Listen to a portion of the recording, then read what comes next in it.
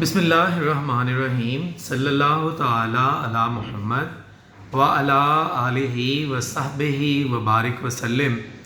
उम्मीद है आप तमाम स्टूडेंट्स भरपूर तरीके से अपने एग्ज़ाम्स की तैयारी कर रहे होंगे। आज आप लोगों से ऑडिटिंग के इम्पोर्टेंट क्वेश्चंस 2022 उसके लिए जो है वो बात करने जा रहा हूँ।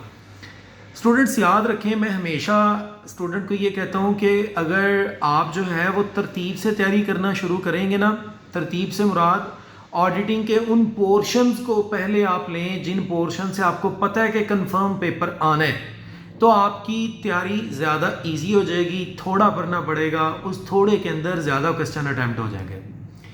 अब जिस तरह मैंने वीडियो आप लोगों को इस दफ़ा के लिए अपडेट कर दी है इकोनॉमिक्स ऑफ पाकिस्तान के इम्पोर्टेंट क्वेश्चंस की, उसमें भी मैंने बताया है कि आप किस किस सेक्शन को जो है वो पढ़ें, क्योंकि उस सेक्शन में से पेपर कंफर्म जो है वो आना है।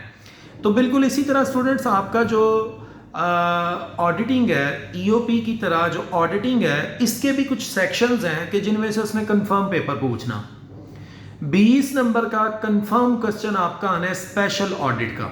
सबसे पहला तो ये ज़हन में रखें, स्पेशल ऑडिट में क्या क्या आता है। भाई बैंक का ऑडिट करते हुए ऑडिटर को कौन कौन से पॉइंट ज़हन में रखने चाहिए, शुगर मिल का ऑडिट करते हुए कौन कौन से पॉइंट ज़हन में रखने चाहिए।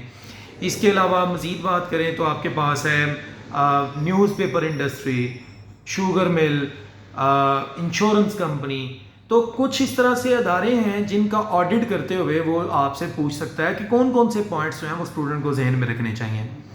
इसके लिए आपकी बुक्स के अंदर कुछ कॉमन पॉइंट्स दिए होंगे। स्पेशल ऑडिट का ये टॉपिक है, उसके अंदर कुछ कॉमन पॉइंट्स दिए होंगे जो हर जगह फिट हो सकते हैं। किसी भी अदारे का ऑडिट करना हो तो आप उसको अगर कर लें, उन स्पेशल पॉइंट्स को तैयार कर लें, तो वो हर जगह एडजस्ट हो जाएंगे कॉमन पॉइंट्स को। लेकिन आपको एडजस्ट करने के लिए थोड़ा सा अपने पास से ये उस मुतलका इंडस्ट्री के साथ उसको लिंक करने की ज़रूरत होगी। जैसा कि while conducting of audit of newspaper industry, the auditor should keep these things in mind। ठीक है ना, आपने क्या करना है, जिस इंडस्ट्री का आप ऑडिट करने जा रहे हैं या जिसके उसने पूछा कि कौन से पॉइंट्स हैं जो आप जहन में रखेंगे उस इंडस्ट्री का ऑडिट करते हुए, तो आप उस इंडस्ट्री के नाम को हर हेडिंग के अंदर लिंक करने की कोशिश करें और इंट्रोडक्शन में आप उस इंडस्ट्री का बताएं कि ये इंडस्ट्री है क्या। तो ये आपका एक 20 नंबर का सवाल कंफर्म पेपर में आना है। यहाँ से पेपर स्टार्ट करें तैयार करना। यह आमतौर पे बुक्स में एंड वाला चैप्टर है, लेकिन इस एंड वाले को पहले तैयार कर लें कि ये एक पे क्वेश्चन आपका ओके जो हो जाना है 20 हेडिंग्स तैयार कर लेने से। अच्छा, मैं आपको अभी एंड पे ये भी बताऊंगा कि ये जो थ्योरी के पेपर हैं इनमें कितनी हेडिंग्स हमें जो है वो तैयार करनी चाहिए, इस पर भी बात करते हैं। अच्छा, इसके बाद जनाब अली हमारे पास अगली बात है जो उसकी ऑडिटर की लायबिलिटीज़ है ना, वो एक पेपर में कंफर्म आनी है। अब ऑडिटर की डिफरेंट लायबिलिटीज़ है। अब लायबिलिटी वाले चैप्टर को पकड़ें तो आपके 3 से 4 सवाल बनेंगे। उसमें जो सबसे ज़्यादा इम्पॉर्टेंट है ना, वो है liability for negligence, liability for misfeasance. इनको जो है वो अच्छे से आप तैयार कर लें। ऐसा नहीं कि बाकियों को छोड़ दें, इनको पहले तैयार कर लें। ठीक है जी, लायबिलिटी का एक क्वेश्चन आपके पेपर में आ रहा है, ऑडिटर की लायबिलिटीज़। उसके बाद जनाब ये जो ऑडिटर की लायबिलिटी है ना, इसमें आपने कोई वो रियल एग्जांपल जो है ना, वो उसने बुक्स के अंदर केस स्टडी जो है वो दी होती है, केस लॉ दिया होता है, उसको कोशिश करें कि as it is with name उस इंडस्ट्री के याद करें। उसको जब आप अपने क्वेश्चन में ऐड करेंगे तो आपके लिए ज़्यादा फेवरेबल होगा। फिर तीसरा जो कंफर्म क्वेश्चन आपका आना है पेपर में, वो है जी ऑडिटर रिपोर्ट। अब ऑडिटर रिपोर्ट भी बहुत ज़्यादा है, तो हम सर कौन सी ऑडिट रिपोर्ट करें। भाई उसके भी अगर आप क्वेश्चन में आए तो 3-4 क्वेश्चन उसके भी बन जाएंगे, लेकिन उनमें जो सबसे ज़्यादा इंपॉर्टेंट है वो है क्वालिफाइड ऑडिट रिपोर्ट और अनक्वालिफाइड ऑडिट रिपोर्ट। ठीक है, तो क्वालिफाइड अनक्वालिफाइड को जहन में रखिएगा। कुछ स्टूडेंट्स जो है ना वो उसको लिखते हुए मिक्स कर जाते हैं। तो क्वालिफाइड और अनक्वालिफाइड इन रिपोर्ट्स को आप अच्छे से देख लें। इसके अलावा भी रिपोर्ट्स हैं, स्टैचुटरी रिपोर्ट और बाकी भी हैं, लेकिन इनको पहले तैयार कर लें, उसके बाद किसी की बारी आए तो आए। अब सर ठीक है, ये जो आप बता रहे हैं इसके बाद अगर हम करें तो फिर किसको करें। उसके लिए आपके पास पास्ट पेपर है, वहाँ चेक करें कि वो क्वालिफाइड और अनक्वालिफाइड रिपोर्ट के अलावा ज़्यादा फोकस किन पे करता है। सिर्फ 5 सालों के क्वेश्चन पेपर बना रहे हैं, आप कोशिश करें कि पिछले जो है वो कोई 6-7 सालों के क्वेश्चन पेपर निकालें, और गूगल के ऊपर तो सारे मौजूद हैं।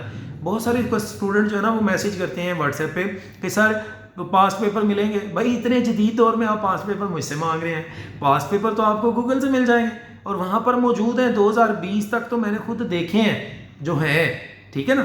तो आप जो है वो लायबिलिटीज़ और उसके बाद रिपोर्ट, ये 2 सवाल, और तीसरा मैंने आपको पहले बोल दिया auditor special points while keeping the audit of different industries, ये 3 सवाल। उसके बाद आप ना आ जाए अब बिल्कुल स्टार्ट पे अपनी बुक के।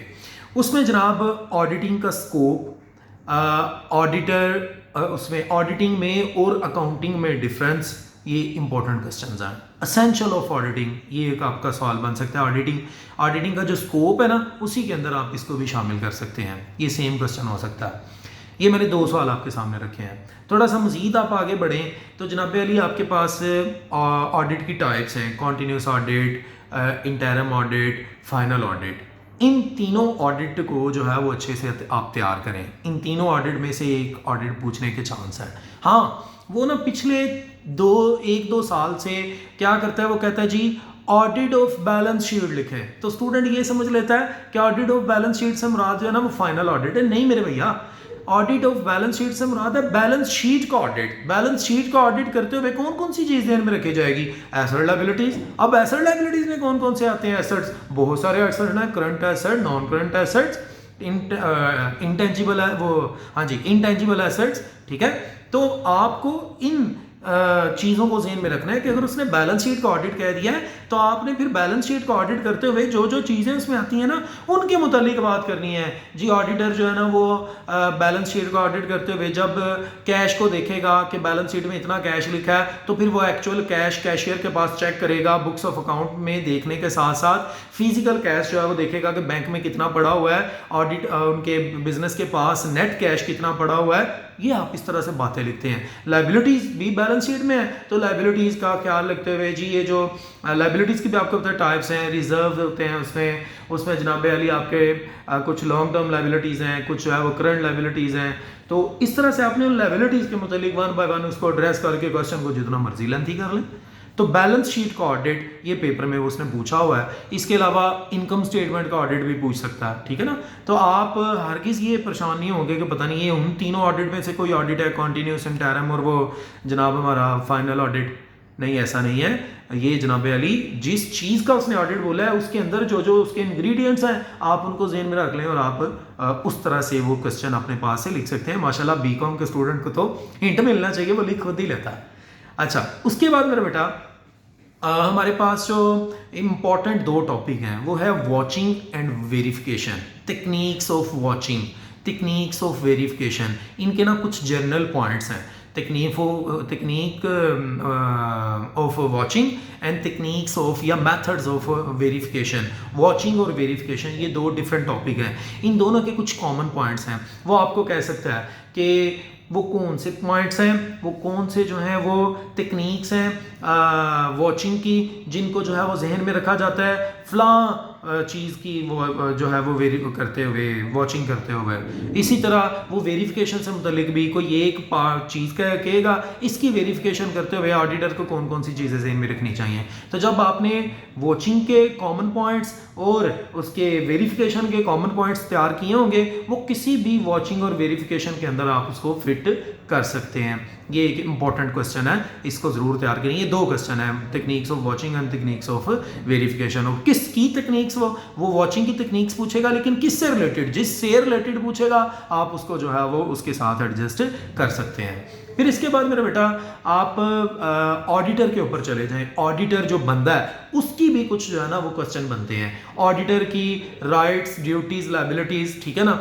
फिर इसके अलावा ऑडिटर के अपॉइंट करने का तरीकाकार, ऑडिटर को रिमूव करने का तरीकाकार, ये कुछ क्वेश्चंस हैं जो आपके पेपर के पॉइंट ऑफ व्यू से इंपॉर्टेंट है। लेकिन आप जो है इन क्वेश्चंस को पहले आप तरतीब में देख लें, उसके बाद जो है वो आपको अगर लगे कि ये भी चीज़ें इंपॉर्टेंट हैं, ये क्वेश्चंस इंपॉर्टेंट हैं, तो आप उन पे जाएं तो इंशाल्लाह आपका पेपर जो है वो बहुत अच्छा तैयार हो जाएगा। अब बात करते हैं कि सर कितनी हेडिंग्स जो है वो हमें लिखनी चाहिए। तो मेरा बेटा याद रखें, आपको किसी एक क्वेश्चन में जहां आपको लगे कि हेडिंग्स जो है वो बहुत ज़्यादा देने की ज़रूरत है तो मेरा बेटा कम अज़ कम, बहुत कम लिखें तो 17-18 हेडिंग ज़रूर लिखें, ठीक है जी।